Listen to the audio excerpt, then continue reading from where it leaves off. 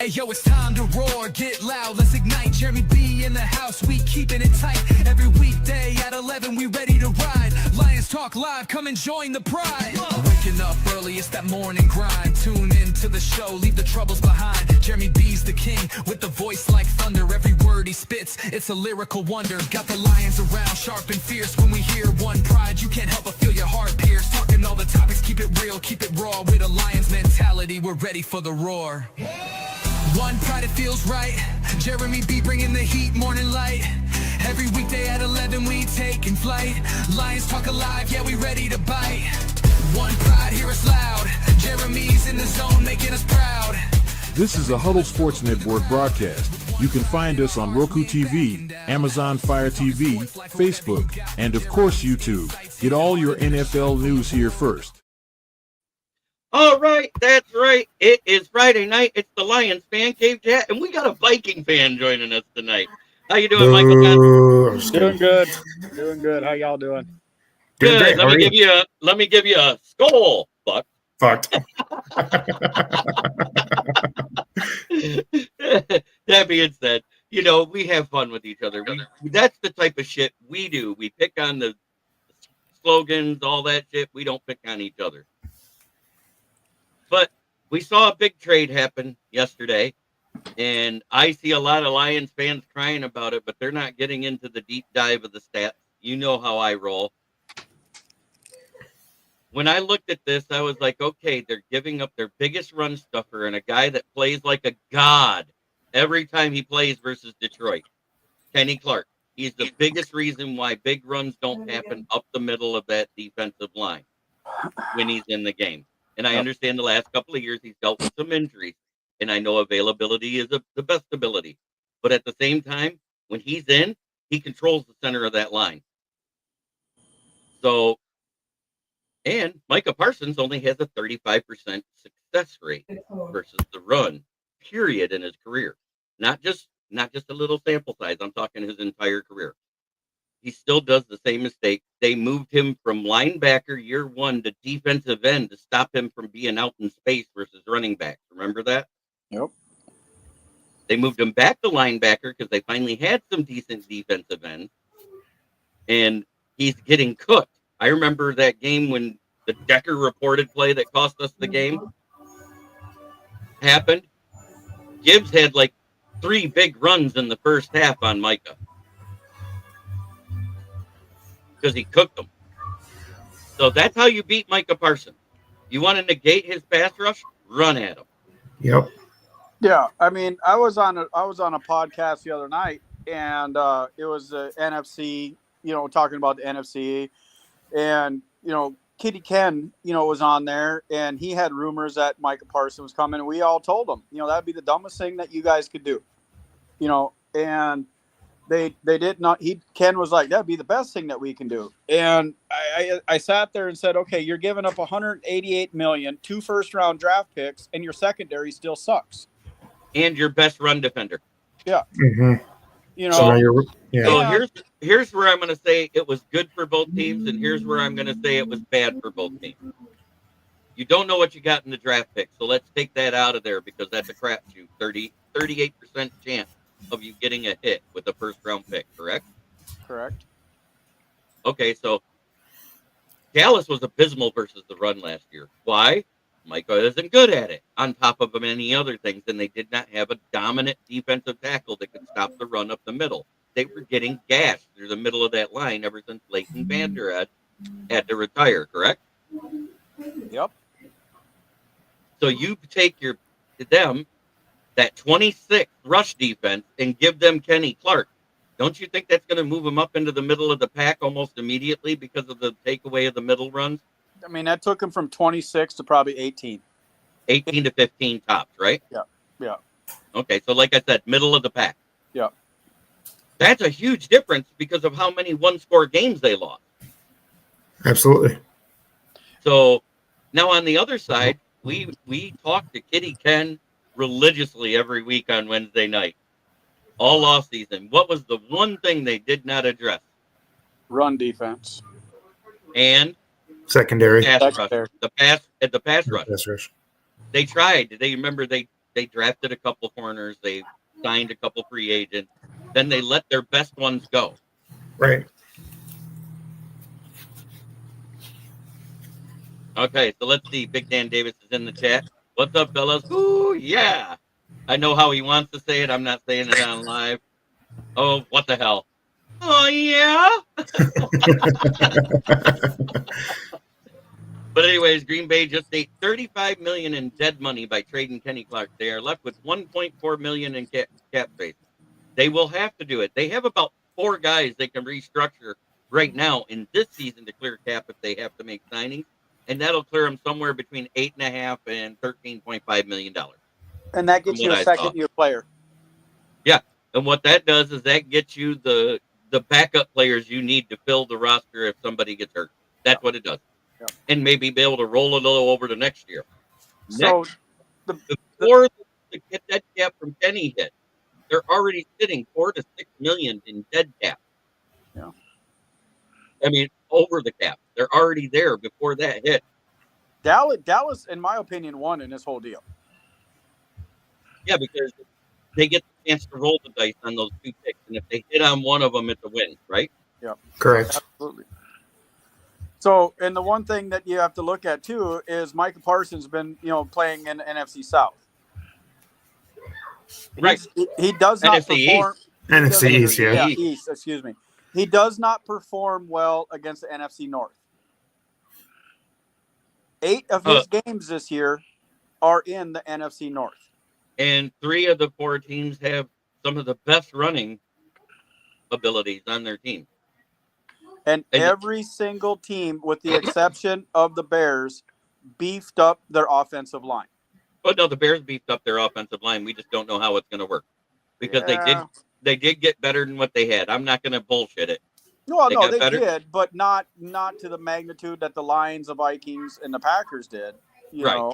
No. So, But at the same time, people talk about, Detroit lost their 2 coordinators. They lost their all-pro center. What are they going to do? I remember a certain team that did the same goddamn thing last year, and what ended up happening? We were 14-2.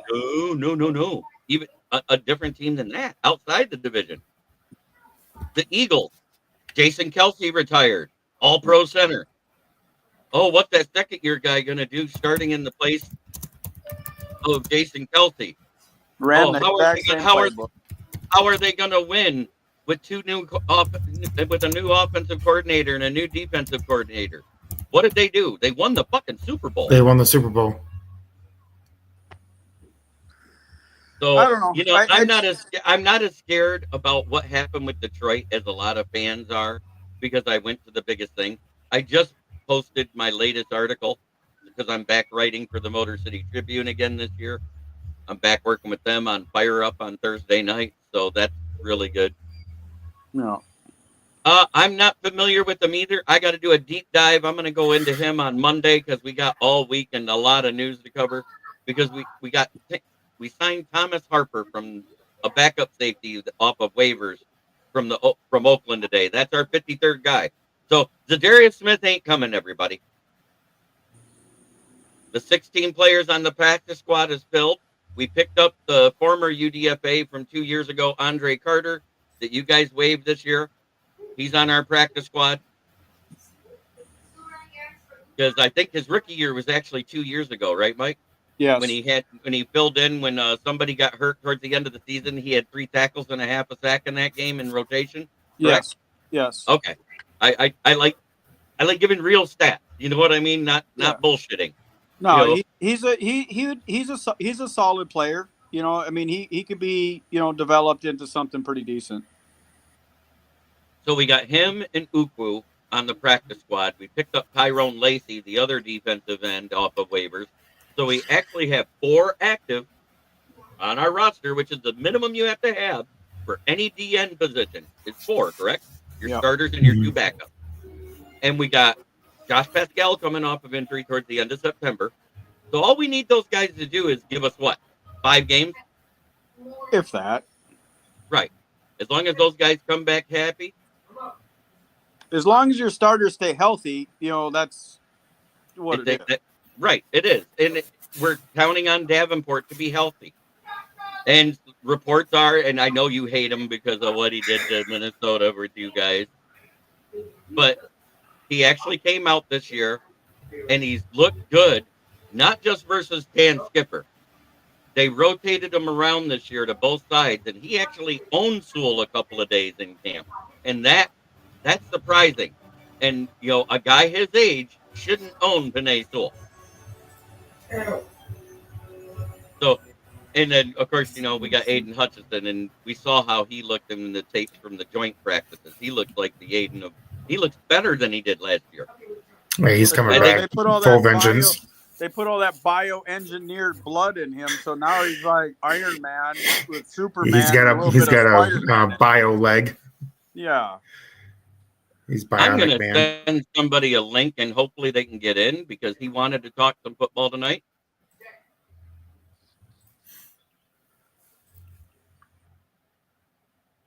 PC Payload, I did send you that request on X to be a follower, but I just sent you the link via email if you want to click it. Because PC Payload, he's a good Lions fan. He's been on before. Yeah, I'm getting outnumbered here. I'm gonna go put my Thielen jersey back on. Hey. You're on a Lions show. You should be outnumbered. Yeah, I know. That's right. If we had But more at the same than time, yeah, thank God you guys didn't sign Aaron Rodgers because you said you were becoming a Lions fan if that happened. If they would have signed Aaron Rodgers, I was not going to cheer for that team no more. It was like it would have completed the Brett Favre though circle of life. No, it's not. He can go eat peyote and sit in a teepee somewhere in Istanbul for all I give a shit. And I hope he gets just rocked this year. Well, Pittsburgh did a little to help their O-line, but I don't think it's enough for an aging pocket passer that doesn't move anymore. The dude's a Will he dinosaur. play more than 5 snaps like his first year in New York? I've seen dudes in the Special Olympics in wheelchairs move faster than Aaron Rodgers. Good thing me. I'm just saying, Yeah, I went there. It's just hanging on to glory. It is all it is. He should have retired. I mean, He should have retired 2 years ago. He's got enough money. He's invested well. He's not stupid. He's just one last hoorah, but the one last hoorah is not going to turn out like it is. And here is the sad thing. He's going into a division where the only team that's a cupcake is the Browns. And I don't even think the Browns are going to be a cupcake team this year. No, their offense sucks. I think they will be. Oh, look at this. And we got him.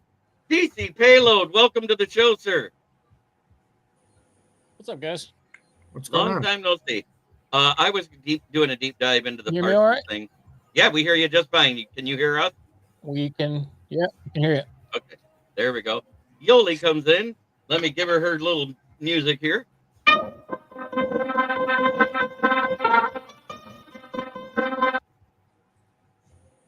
Oh, And just good as to see fast you, as Yoli. he came, he's gone. Yeah, he's having some setting issues. I could already tell.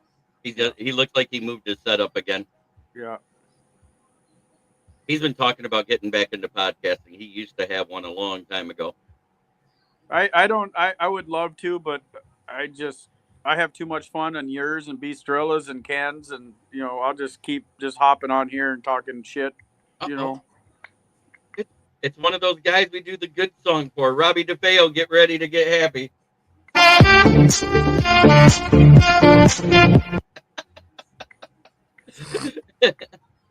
All right, JB. Before I hop off here and let you Lions fans have your pride of Den. Hey, I think Thielen was a good move for the Minnesota Vikings because of the injury to Naylor, because of Addison's suspension, and the fact that Jetta's still got a hamstring injury, and you don't know if he's going to start this week or not. But you were high on Amari Cooper, OBJ over Thielen. No, because they were free agents, not having to give up draft capital. That was the only reason why, is what I said. We didn't lose anything, though. We basically lost a fourth, but we gave 6 and a 7. Right, I know. But I was saying do not use draft capital because you guys just had a draft where you had 4 picks. Yeah, I was saying I would pick up a free agent over trading for somebody is what I was saying. I think now we have 12 picks. Yeah, you still have 12 picks. So I'm stoked about it. We picked up. He was on our team a couple years ago. Another safety or a cornerback. I can't remember his name.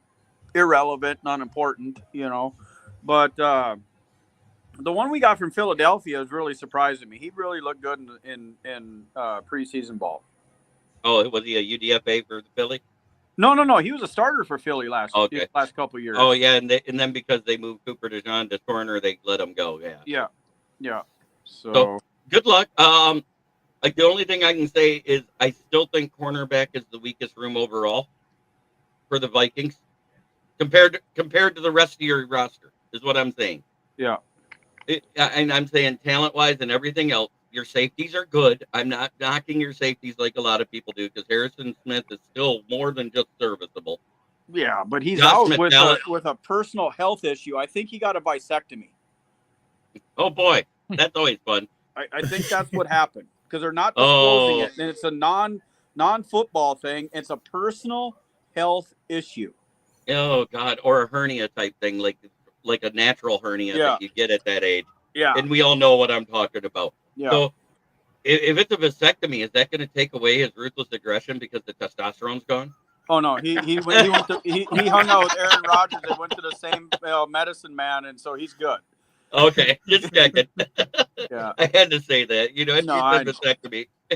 So hey, fellas, I'm gonna hop off here and cook. It's my wife's birthday weekend. Jeremy, I know you're friends happy with birthday to your wife. Wish her a happy birthday. We've had a rough year, so we're gonna celebrate her all weekend long. And again, prayers for her recovery. Absolutely. Yes. Appreciate you guys. Hey, love you, brother. Love you too, man. I'm looking forward to another awesome year in NFC North. We're gonna say Skol to all of your Lions fans listening and watching. It's gonna be Detroit, Minnesota at the top again. Caleb Williams is in midseason form. Can't even hit the net, and the Packers suck. There's your Skol from us. I appreciate it. It wouldn't be a show if I didn't get it at least twice in a night, So, all right. You like that one better, don't you, there, PC? Yeah, I got one for you too. I drew it up somewhere around here. I remember you drew one up a long time ago, and I said, "Oh, that's perfect. I got an idea now." But yeah, take care of your wife. Tell her I personally said happy birthday, and I will go on Facebook on her birthday and say hi. I know you'll post it, and I'll see it, and I'll make a comment. Oh, absolutely. Yeah, I'm taking her to the Astros and Angels game tomorrow, and taking her to her favorite restaurant in Houston. So we're gonna take off here about 11 o'clock my time, and just spend the day together. No kids, no dogs, no worries, no stress. All right, brother. Great to see you, though. Always. Right. Appreciate you guys. Have a great night. You too, Mike. Yeah, you too. Right, bye. So, PC, what do you know about Thomas Harper, the safety from Oakland we just picked up? Have you done any research yet? I just got the news maybe a couple hours ago. I've been working all day doing stuff. So you're in the same boat I am, where you really don't know who the hell this guy is. Well, let's look him up. Well, I don't know much about him. I'm going to do NFL draft so I get his scouting combine from NFL.com. So he's got a 4.49 speed and a 42-inch vertical. That's good. So he's got a high athletic ceiling. It's saying he'll be an average backup or special teamer. So he's a lot like the other guy we grabbed. He's just a quicker one. His size, it doesn't even 5'10" and 189 doesn't scream knockout safety, but we've seen small guys play bigger than he is. He also plays nickel corner, so this might be so they can keep Avonte Maddox in the safety room and move him into the cornerback room too. And that's it for 53, right? We're done. Yeah, we're done. Yeah, we're done. Darius Smith. But the other one we picked up was the one guy I said could have been a sleeper pick in the draft 2 years ago. Was Andre Carter, the defensive end / linebacker out of the Army. 6'6", 256 pounds. He's a good rotational player. He played one game for Minnesota his rookie year at because he had to come in due to injury, and he had 3 tackles and a half a sack. He had another sack this preseason before he was waived. I don't mind that pickup at all because that's more depth in a room that's more depleted than depends after somebody wore it for 3 days straight.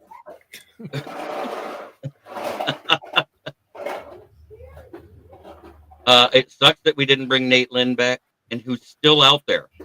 We could have signed Nate Lynn to the 53, and I'm kind of upset that that wasn't the move we did.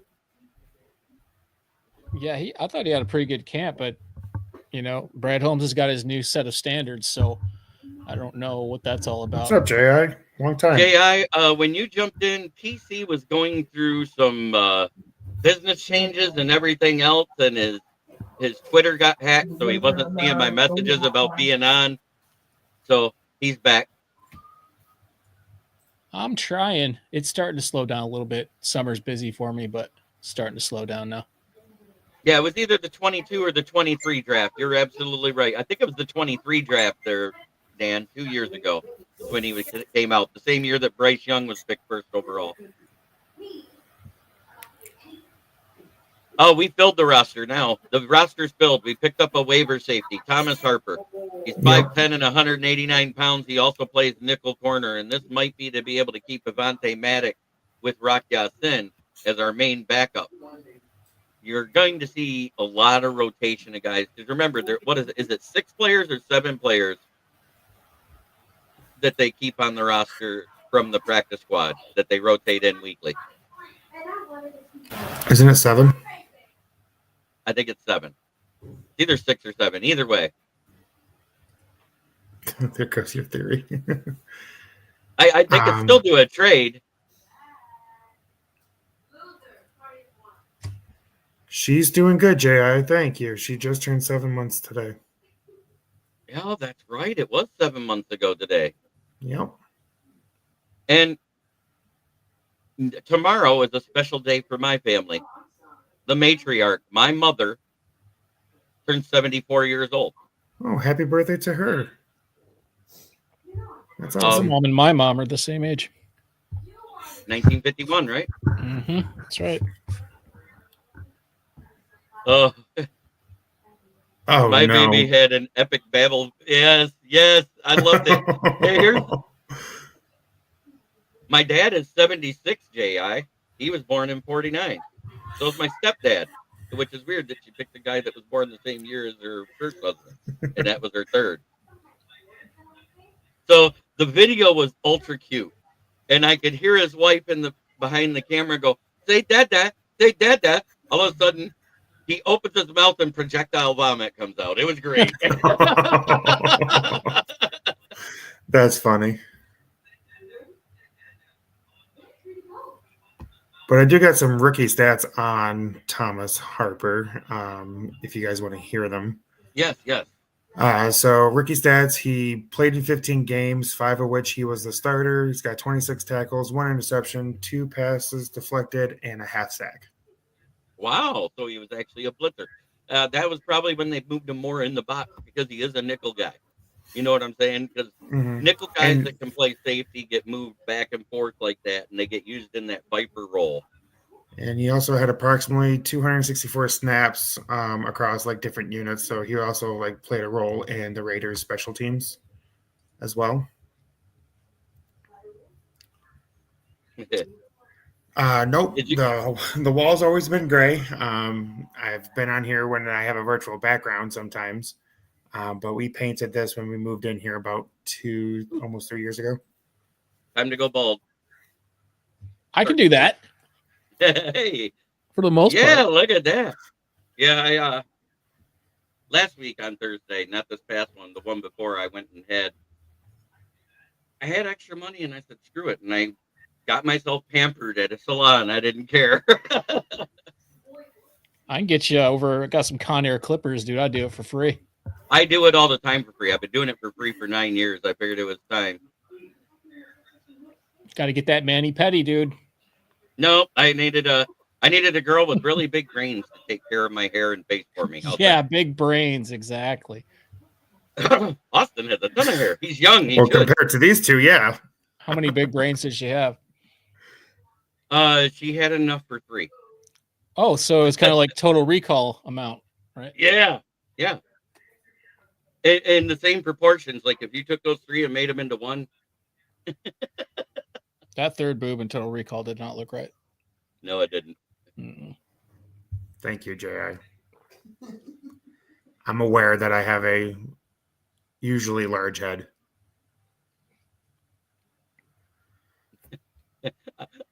That's what she said.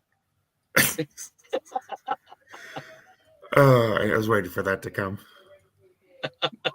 Had to. She's in the chat. I got to embarrass her there because she's not on the camera today. Yeah, her back's been again. hurting today. Massive. Oh, yes. So the 53 roster set. We know who we have now. So the only way that changes is either with a rotation of somebody down to the practice squad and a call up, or if we move some picks and a player in a trade. That's it anymore, guys. So Zadarius Smith's off the table, and I feel horrible he's not coming back. I mean, it sucks, but didn't Brad say that our edge room is fine? Like there was no real need to bring him back. I mean, I get as a fan, we all wanted him back. We all wanted that personality, that energy back in the locker room. But ultimately, we got to trust what Brad Holmes says, and so far, he hasn't strayed us down the wrong path. So it sucks, but you gotta live with it. Okay, I'll go over that right now after PC makes his comment, J.I. Oh, yeah. I would say I like 90% agree with that. I think there's definitely, I think I'm in that boat too, that when you can see that there's so little to fill, like edge is definitely one of those things that we could use another one for sure, whether that's Zadarius or even another rotational piece, because that's just the way I see it. I think obviously last year was an anomaly with all the injuries. That's something that's just very likely will never happen again. But hopefully not. But you know, and then again, the Hutchinson injury was not because of fatigue. No, it was a freak. It was a freak accident. So, but at the same time, saying that, you know, you don't want to put him. You don't want to burn him out because he's the only guy getting to the quarterback. You got to have people that are capable of doing that as well. And so, you know, and Zadarius proved that he could do that. So I think that it's real basic for people when they think about, man, that's the reason I think people are always saying, bring him back, bring him back. It's not so much that like it's him in particular. It's just like, we don't feel, I guess that subsection of the fan base doesn't feel like we have anybody that can do even anything remotely close to what Hutchinson can do. It's a half a sack here, a couple sacks here. So I think honestly, that's really what it comes down to. Which game was it? I think it was like his third or fourth in when Zadarius broke out. He had like 2 or 3 sacks or 2.5 sacks. It was something like that. Which game was that? His second game? I know it wasn't. I know it wasn't versus the Bears. He did get his first sack versus the Bears on. I can see one of the sacks, and I can't remember. Yeah, wasn't it the Packers game right after that? At Ford Field, and he was a big reason on why we won. Was that the game he had 2 sacks or 3 sacks? Well, he had a critical sack down in negative territory. I can't remember who it was on, but I can see it. I mean, I can see the celebration of it. And then the one in Minnesota in Week 18 too. That was huge. That's the one you're thinking when they were on the other end of the field, and yeah. I just think I think that's super important to have that, and whether that comes from rotating guys in and out, whether that's Davenport staying healthy. You know, I don't care who it is. I don't care what his name is. I don't care if he's purple, black, white, red, blue, whatever. I don't care. That doesn't matter. I don't think most fans don't care about any of the, I don't know, the high care. You know, it's they don't care about they care about production. That's what they care about, period. And I haven't really seen that out of anybody else we have. I mean, you know, there's people in there that, like Mohammed had a good camp. It's possible he could maybe have 2-3 sacks a season. And according to what Brad said Wednesday after the report about putting Hassanin onto the injured settlement, he has 4 weeks. No one can touch him, including this week. So in 3 more weeks, we're able to bring him back now. Yeah, I think and that's a sign him. handshake deal. I think that Yeah, if so he said he will be back. He didn't say he might be. He said he will be back because we did the settlement. We're the first ones that get a chance to talk to him in that deal. yeah, and they gave him some money too for the injury settlement, so it's not like Right. he's out. He's got loyalty to the team. He that kid seems like the ultimate like loyal player.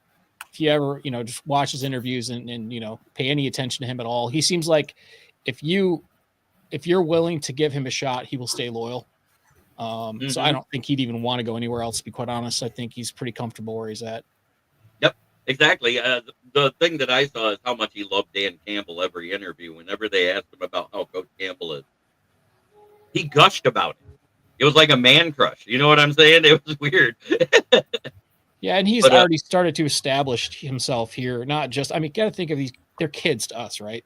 Right. I'm not sure how, Austin, I'm not sure how old you are, but these guys are kids to me. They're half my age. And yeah, I'm 29, so if not less than that. So, I look at these guys and I try to reflect on my life back then, and just like the idea of getting established and and then all of a sudden you have an injury, and then you're like, well, I already kind of, my family's moving over this way. It's like, it's so much to do for a kid that age. He's just trying to keep his head above water. So I have no doubts he'll stick around. And yes, the injury settlement in the CBA was automatically set. You get 50% if you're given an injury settlement on a rookie contract from a drafted deal. So he got his 50%. And if he signs back at the league minimum, he's actually making more than his 7th round pick. It's more money than that kid's ever seen his whole life. And that, right. Remind ourselves that these kids are making insane amounts of money, even when they have injury settlements. So, right. Yeah. So his salary was like 1.1 or just under 1 million, and he got half of that. Oh, it was 890,000 is what his salary was. So he just got half of that handed to him. Say, here you go. You don't have to wait for a game check. If somebody handed me $500,000, if you just want to hang around for a few weeks, we'll fill you in. All right, cool. So I don't have to do anything. No, just hang out. Just hang out, get healthy, and come back. Right. Work out with our trainers. We're going to give you rehab specialists. So in order for that to happen, they had to know immediately that it was a grade 1 tear, which means a 4 to 6 week recovery time.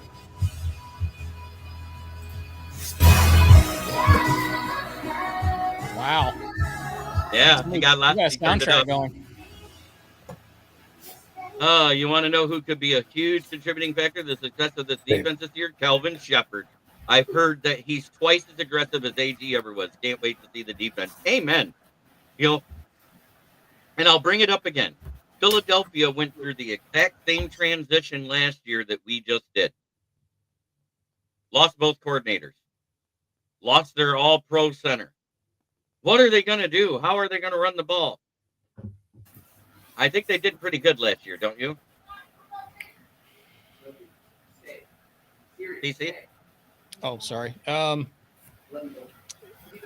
Yeah, I don't buy into the media hype, man. I've been on the planet too long. I'm just saying. It's one of those things. It's like, I get you got nothing to talk about right now. And if you're going to say, well, this guy's gone, that guy's gone, this guy's changed, this guy's new, but every team goes through that at a certain point. I'm just saying, we just watched the team go through the same thing where they were considered a Super Bowl contender, changed both coordinators. They went to Kellen Moore and then whoever they got as defensive coordinator. They got another new offensive coordinator this year. Guess what? I don't think anything's going to change. They still got the same head coach. I just watched a bunch of the long interviews, like 4 or 5 of them in the last couple of days. And so he's had a bunch of the Lions players. He was at Lions camp and had a bunch of Lions players interviewed. And they all get asked about Shepard. All the defensive players do. And they admit, they're like, he's like that. He's one of those like strict but fair people, right?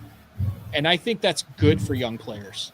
I don't think the whole huggy, kumbaya kind of coach is necessarily healthy for younger players that need direction. So I have no problem with it. I think it's great. I think it's a good thing. I love the fact that Kelvin Shepard has came out and said, no more 4-2-5 is our base. The first thing he said, we're going to be a 4-3/3-4 defense, a hybrid defense. In other words, it's a defense that's going to look at what they're facing and whichever defense works best is what he's going to run. Yeah, he's going to blitz linebackers more than AG did. I'd say twice as much. Yeah, we've already seen it in the preseason with the vanilla playbook, how much more he's blitzing. I'm not saying that they got home because we're talking about backup players versus some teams that had starters on the field. Let's not sugarcoat it. But you could see it actually was a blitz where it was 5, 6, 7 guys blitzing. I was like, holy shit, we're blitzing. Well, we're blitzing, but we also have maturity in the secondary. So that those go together, right? It's not just, we have to blitz because maybe we don't have another bookend or whatever the case is. Obviously, we didn't see any of the starters, so we don't know exactly what that's going to look like. But I would imagine that those are the baseline schemes that will run on a daily in and out. Every other play will probably be something we saw in preseason, but they're going to mix in all of the more complex plays that we haven't seen too. So it should be really interesting. Right. And I love this, Big Dad David. Calvin Shepard will even use a QB spy. AG was allergic to that.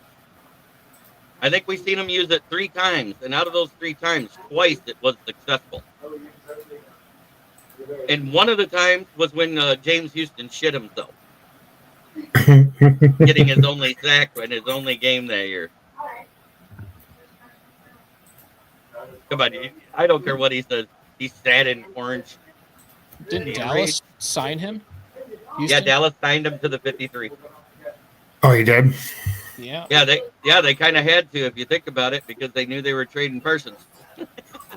I don't think Jerry Jones knew what he was doing. Did you see that press conference? He babbled for like 8.5 minutes before he even got to a single point. That dude needs to take his billions of dollars and just give it to somebody else to take the reins. Yep. So, when I looked at the schedule, and I'm not wavering, I said our ceiling is 12 wins with an outside chance of winning 13. Because there's 4 games where I just said, I don't know what we're going to do on the road in those games. And then there's always that one game where it's a toss-up and you just don't know.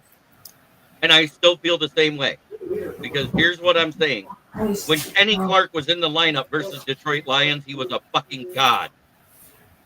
He was a nightmare for Frank Ragnow, for Graham Glasgow, for Kevin Zietler, for Christian Mahogany. All those guys. Clogging up the middle and stopping runs up the middle. How many times did we get stopped on 2nd and 3rd down to have to go for it on 4th down because Kenny Clark was there to make those plays? Well, let's just say they insert Parsons into that exact same spot. Okay, let's just say, or they rotate him back and forth. Let's say that happens. He can stop. He's not a bad run stopper. 35% success rate in his career. He's not, but he's not great in pass protection. No. So all we got to do is run a 2-back set and screen, or if that doesn't work, you cross somebody over the top. Goff is one of those lasers over the defender from 18, 20 yards. He can pinpoint accurate with that. So honestly, we have the perfect offense to that defense, even with Parsons. It doesn't. People are freaking out about Green Bay, and I'm just like, you guys, just because they got Parsons, and I'm just like, you guys don't go watch the tape. Like, take a deep breath. Everything's fine. I'm not saying spend all day watching tape. I'm just saying sit down with your coffee and watch 15 minutes of tape. Go watch that Dallas game when Decker reported when we should have won the game on the 2-point conversion to take the lead. And go watch what Gibbs did to Micah Parsons. Yeah, I'd like to remind people what we did to Dallas last time we played them. Oh, yeah, but he wasn't in the game. Playing that game. He wasn't playing in that game, but yeah, we demolished him. That is true. Yeah, we killed him, but it's one guy. Yeah, it's one guy. One guy does not make or break the team. But here's where I'm going to say that this trade was perfect for both teams, whether anybody wants to believe it or not. Dallas was abysmal. 26th in the league versus the rush last year. 26th. That's with Parsons on the roster. Packers were top 10 with Kenny Clark on the roster. You can't tell me that they didn't get worse on rush defense and better on pass rush. Mm-hmm. And Dallas didn't get better on rush defense and worse on pass rush. And what they had to give up to get him.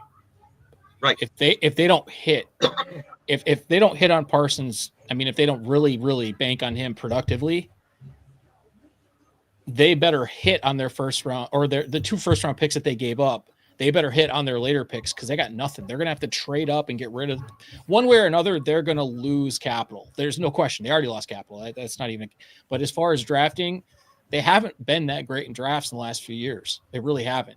So now they're going to have to hit on later picks or work their way back up, or even make some more finagling. I mean, they really mortgaged a lot to get him. A lot. Yeah. 2 first rounds, 26 and 27.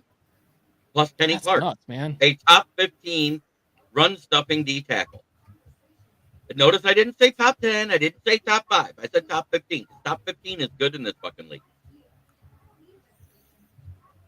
I'm just so glad we don't have a GM that will do that. And I'm in the camp. I'm one of those people that's like, just let's sign Z. Come on, let's do this. Let's get it done. I'm one of those people. But I'm so glad that Holmes is not that guy that mortgages the future of our team for the next 2 years for one guy that may or may not work out. That's why I'm glad we didn't, go insane and go after some big name. I'm kind of in the middle. Like I obviously I want another pass rusher, no question. Right. But and not somebody's going to break us for the next 2 years. Okay, how many yards, touchdowns do you predict for Isaac Tesla as wide receiver 3? Yes, we did trade away Tim Patrick this week. And I said when we drafted Tesla, you watch, he'll be the wide receiver 3 to start the season. I said it the day we drafted him because I looked at his game film. It had nothing to do with who we had on the roster. It was the potential that I saw in how the kid played that last year at Arkansas.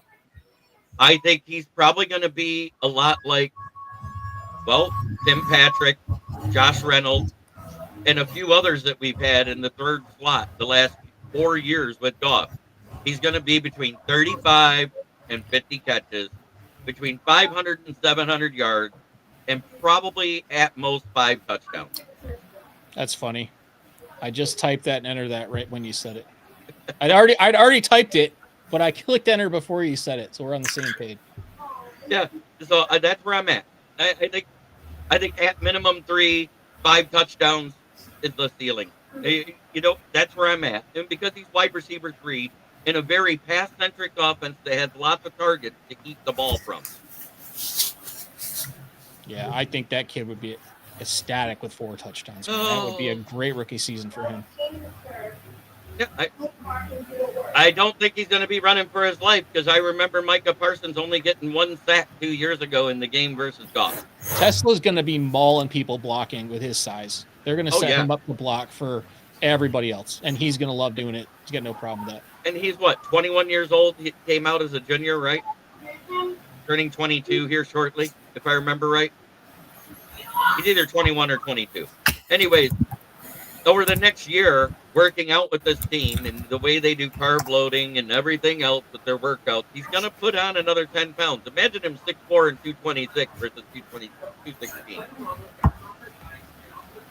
He's 23, by the way, Jimmy. So he had a couple of redshirt years then. One must have been a medical. Yep. Because I know he played 3 seasons. That's why he was a junior. You know what I mean? Is because he was a junior when he came out. I think he may get his degree anyways because he's been in school long enough. But by what they said he was a junior. That's why I went by that for age. But I love what he's done. Yeah, okay, Mike. I'm not in here talking crap. I didn't talk crap about the Packers the entire time. I said it was a good move for both teams. You guys improved your pass rush, but your rushing defense takes a hit because you got rid of your biggest run defender in the middle.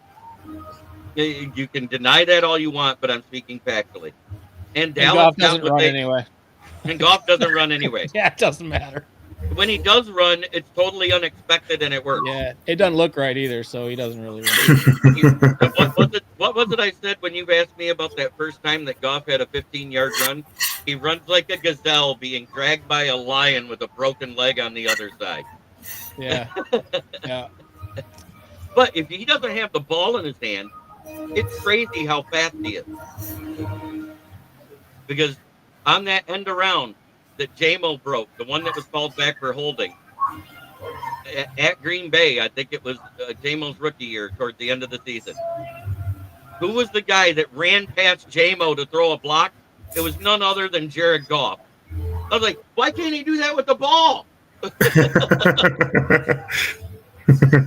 I think something else that I'm not sure what fan base Michael M is from. I'm assuming it's not Detroit. He's a Packer fan. He's Packers. Okay, but and he probably doesn't pay attention to Lions training camp, so I'll give him a little insight. N.A. Sewell's going up against Aiden Hutchinson on a daily basis, every day. I don't think he's going to have a problem with your guy. Because if you go by PFF right now, just in the NFC North, and this is based off of all their stats since they were rookies, guess who's the number one defensive end in the NFC North right now? Aiden Hutchinson. It's Aiden Hutchinson. Number 2 is Micah Parsons.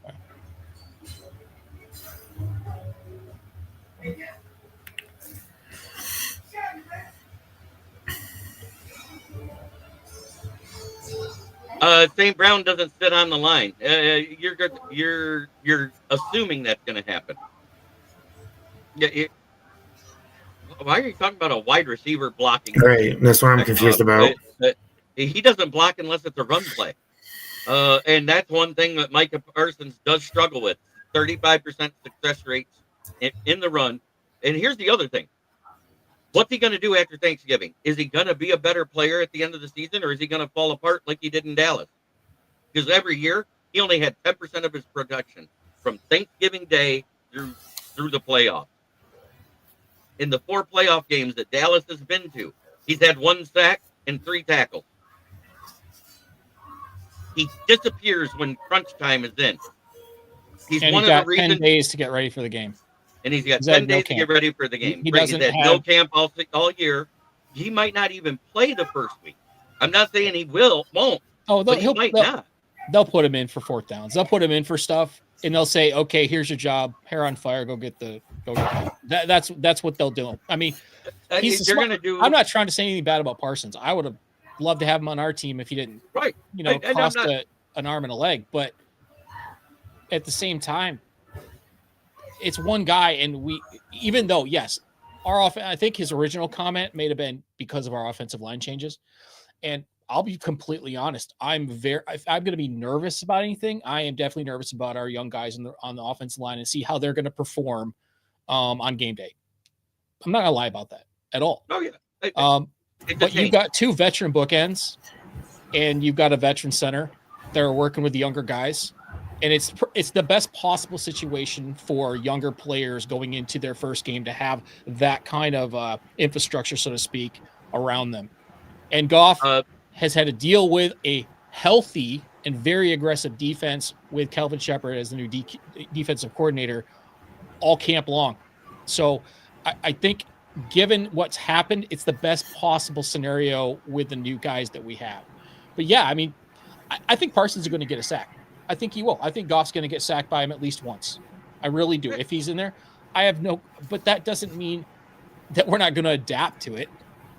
It's like, oh, you got Parsons, so now we're going to lose. I mean, it's the stupidest. I don't know. We got just as long to. Here we go. We got just as long to prepare for Parsons as you guys have to prepare him for us. Is that a wrong statement to say? No. So I am going to trust in our coaches to make our guys ready to face you guys, like you guys trust in your coaches to make your team ready for us.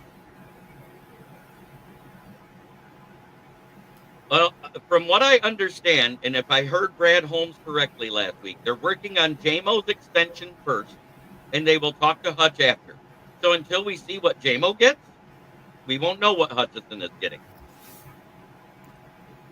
And I'm going to predict right now, because of the current salaries of wide receivers and everything else, Jameson Williams is going to get between 25 and 29 million a year.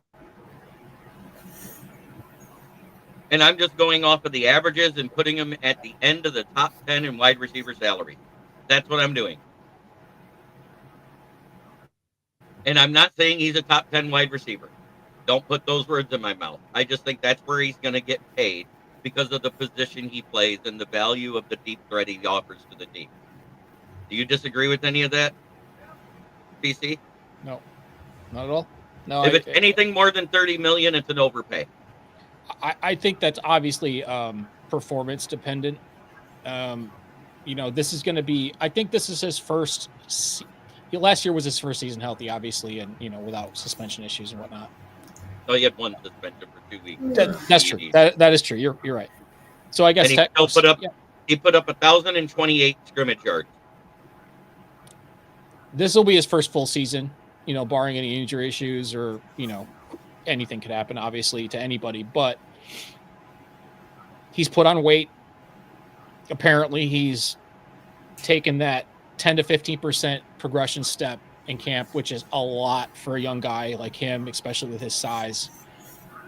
He's always been a good blocker. He's always been a good, he doesn't give up on plays ever. And he's fast enough to get back into a play if he gets knocked out of it. So, I mean, I think you're dead on with that contract. As long as his production stays on that 10 to 15% uplift from last year, which is to be expected, I think, at this point. Probably even more than that, to be honest. In the fact that Johnny Morton, who was a part, I'll tell you what it did there, Jim Jackson, and here's your music for you, buddy. All right. So, 100%. It makes the division more interesting because it's somebody else that every team in the division has to deal with. Did it improve the talent on their roster? Yes. Did it make them a better team overall? That's in question because of the loss on rush defense. Until we see how they handle the rush defense up the middle, we don't know. Is that a fair enough assessment for you there, TC? Yeah, like I said, I think his first. I don't think he won't play. I think that's probably. I just don't think they're going to spend that kind of money and be in this big of a divisional game without throwing him in there. Right. But I think he's going to look a little bit. I'm not going to say slow. I want to say he'll probably have a couple. Here's my prediction. I think he will get a sack on Goff, and I think he'll have 2 false starts. Or I'm sorry, pardon me, 2 defensive offsides. He's going to be amped up. He's not going to know our scheme because he hasn't had enough time to study for it. He's not going to know everything about Green Bay's scheme because he hasn't had enough time to study for it. But he's a talented freak athlete, so he's going to get his pay. He's going to get his sack, but he's also going to make some mistakes because he's going to be amped up and he's not going to be ready to play. And at least one defensive holding like he gets every game that he was with Dallas. He's going to get that.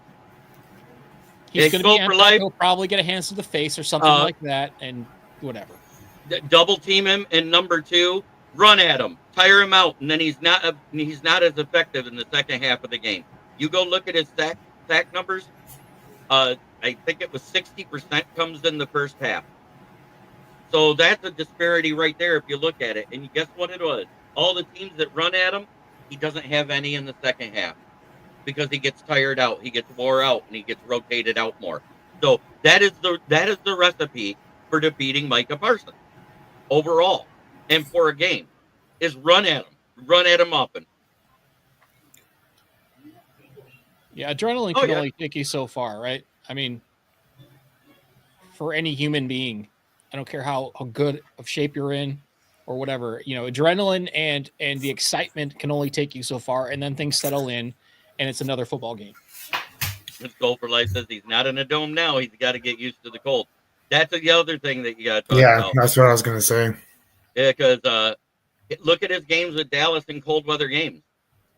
When he was in Washington and in Philly towards the end of the year playing against those teams on the road, he didn't have good games because the cold affects him. I'm not saying that No. And what has Gary done versus the Lions the last 2 years? Not much, because you guys haven't won a game. I'm just saying. So, as much as we have to prepare for them, you have to prepare for us. That's where I'm at. I want to see it on the field before anybody talks shit. Because guess what? It keeps the Lions still have 2-1 odds with BetMGM right now to win the Super Bowl. 2-1 odds. Or no, 2-1 odds to win the division. And guess what? It made the Packers move up to 2-1 odds with us.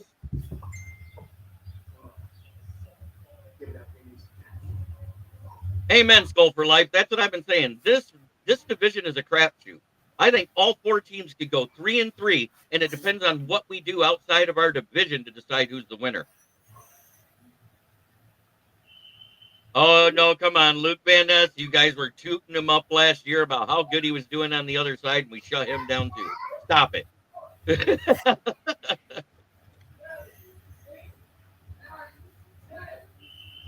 Like I said, because of the $34 million in dead cap, and Dan even brought it up too, they now have $1.4 million left in salary cap for the season. All it takes is one injury week 1, and you had to sign somebody, and that's gone because that's the league minimum. No, because I'm not giving the Bears too much credit. On paper, the teams look that talented, side by side, top to bottom. All the teams look almost as good as each other. The question marks are different. With the Bears, it's coaching because it's a brand new coach, right? And brand new coordinators and brand new everything. It's all new there. So there's going to be a learning curve there too. With Minnesota, it's a brand new rookie quarterback. I don't care what you say. He sat out last year because of an injury. He didn't even touch the field. He's a rookie quarterback, first-year starter, right? That's a question mark. You don't know what they got. They still have a weak cornerback room. They have great safeties, but Harrison Smith is dealing with an NFI issue and may not even play. I think whoever wins this division is winning 11 or 12 games. I don't think any of us are getting to more than 13 at all. I think 13 is the absolute best. But Caleb Williams, that corn cob eating.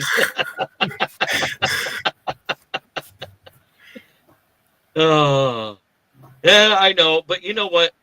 We all like to talk our shit, but I've been trying to do it with statistics. And on paper, these teams look very well matched up, top to bottom across the league. We all have a glaring hole somewhere. So don't tell me you don't. With us, we have new coordinators and a new center.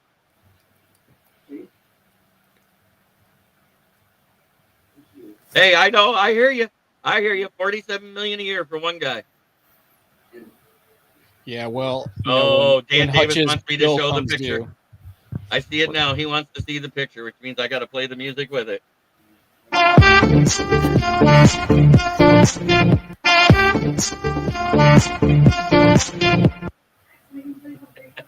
It's too blurry to tell if that's corn or something else. It's corn.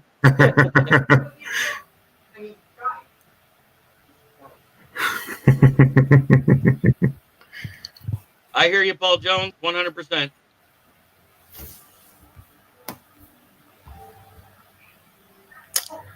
They're not bringing Za'Darius back. Our 53-man roster is filled. We're done. Because the roster's filled, Pepe. We filled it tonight. We just like, what was it, 3 hours ago we got that guy, I think it was, maybe 4. Something like that, yeah. And that doesn't mean he's not going to be sitting on a couch 5 games in and we need him for an injury. So yeah, you know what? We have the money. Score for life. I kind of said the same thing for the Lions. I said our best case scenario is 4-2 this year. I don't think anybody goes 5-1. I'm just saying because I think 3-3 is the realistic expectation for any team in this division because we're going to beat the hell out of each other. I think we're 11 wins. I'll be honest. I think it's too tough. Our schedule is really, really tough. I thought our schedule is brutal. Yep, and we got 9 games on the road this year. But last year, our road schedule was pretty brutal too, and we won all of them. So I don't want to sugarcoat. Yes, it would have. Hey, it doesn't. Don't be mad. Don't be upset. Apologizing about being a homer. We're all homers too. We just do it at different levels. Some of us are more realistic. See, Jeremy does homer with statistics. I do it with pure anger. That's the difference. It is a big difference. But at that way, we've been on for an hour, and I think it's time for us to have some fun because the season's about to start. And let's look at these the way it's supposed to be. Who was at the top of the division last year? Can you guys remind me? I think wasn't that the Lions? Or some blue color? Is like a Hana. Is it? That's right. Blue flu. The Detroit fucking Lions, 6-0 in the division. The big golden sombrero for you motherfuckers. Second place, 14-2. Why? They got skull fucked by the Lions. In third place, and the only team they could fucking beat was the Bears, and they lost to them once. 1-5 in the division. FD. Fuck the Packers. And last but not least, with a abysmal 5-12 record because they managed to beat the Bears in Week 18. Fuck the Bears.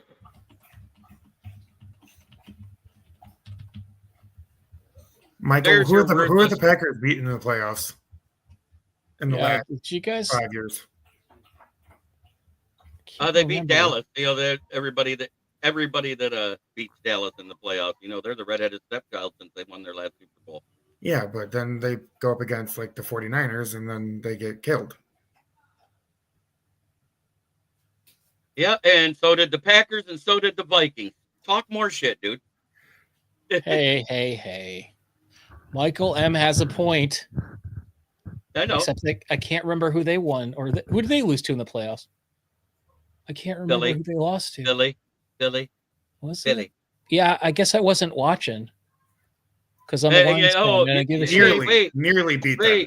Nearly beat San Fran. You know what that equals? A loss. A loss. The same team we lost to, barely. The same team we lost to barely that year. Remember? We made it further than you. Again. We accidentally made it further than you. Why? We were number one in the whole fucking league. We had the bye week. You see, Michael, this is what happens when you've been repressed for like half a century. So you're just going to have to deal with it now. I'm sorry. It's just, you were born in the wrong time. It all kind of, all the nucleus. I actually, Mike M. I'm going to say it. I met Mike M. personally because he's a truck driver. He delivered a truck here in Flint, and I went and saw him one night because he's been in the area, and he's a great guy. He just loves talking shit. He's a shit talker. He's from the Huddle Sports Network. What do you expect? He's from the Packer-centric. I'm so happy because we constantly beat the crap out of their team that no matter what he says, I'm going to be happy. You want to know what the funny thing is? The worst team in the division has the best record versus the Lions over the last 4 years. They're the only team at 500. The Chicago Bears at 3-3. And guess what? All three of those games that they won was with Justin Fields. Isn't he working at like Burger King? He's the starting quarterback for the New York Jets. So yeah, Burger King's coming. Yeah, Burger King. That's what I meant. With Aaron Glenn as his coach. Come on, that's an insult to Burger King. Amen, Jim. Because you know what? When you spend all your money like that, this is how cap hell starts. And I'm gonna be realistic about it. Cap hell starts when you spend all but a little bit of money, and all of a sudden you get some of your star players injured, and you got to sign backup. And each one puts you a little bit more behind the cap, and you end up restructuring somebody to make the money. And that's what happens. You're not going to get anybody to sign a $1 deal for a year in the NFL. If you do, congratulations. So, pray to God pray to the health gods that nothing happens to the Pack like what happened to Detroit last year. Hell, you guys even had like 9 guys on the IR at the end of the season last year. What is the percentage possibility that Michael M delivers cheese? A lot right say now. It's like 15.5% at least. I mean, that's pretty high considering all the possibilities that you can deliver in a truck. I'm going to say 15 to 20%. Yeah. If Mike, can you come back on that? Is it Gouda or Swiss? maybe a nice creamy Havarti. I'm not sure. I don't run Reaper. But hey, I'm going to say this because we did our little thing that I do for fun. And don't forget, boys, I work at Brandon still, but they're not my sponsor. But I'll shout them out because they're my boss, because they're in Flint. You know what that means? Where the water's shit, but the tires are good. Thank you very much. Football 6 days a day. Fuck the Packers. Fuck the Vikings, and fuck the Bears. I don't give 2 fucks about you. Have a great day, everybody. Stick around after for a second, PC. Yeah, yo, it's game time, ain't no messing around. Huddle Sports Network, the best in town. From NFL rumors to the latest trends, we got all your sports, just tune in, my friends. Catch us on Roku, Fire Stick, take your pick. Facebook, YouTube, where the action's slick. Daily shows that drop like a bomb. From 10 to 11, it's Ken and Ken, stay calm. Huddle up, catch the vibe, feel the rush. Get your news, get your fills in the clutch. Over 27 podcasts, we breaking it down. Join the team, Huddle Sports, wear the crown. Live every weekday, it's how we roll. Lions Talk with Jeremy B, we taking a stroll. From 11 to 12, don't miss a beat. We break down the game, make the info sweet. The Daily Huddle Podcast, noon to 1. CST Zone, we're just having fun. Toss your doubts, we bring the facts. Tune into the Huddle.